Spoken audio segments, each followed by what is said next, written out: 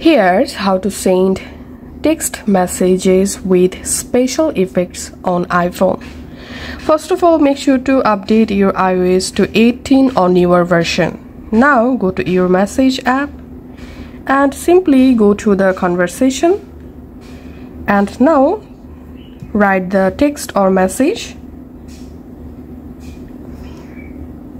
And now to add special effects to the text, here just tap on this A icon, and here you will find a bunch of different special effects.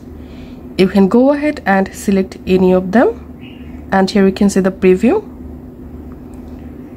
For example, I want to add this explode effect with underline or italic or strike through text. So if you can first of all select the effect, and then from here you can enable underline, italic or strike through, just like so. Now just tap on send and the message will be sent with these special effects. Thanks for watching.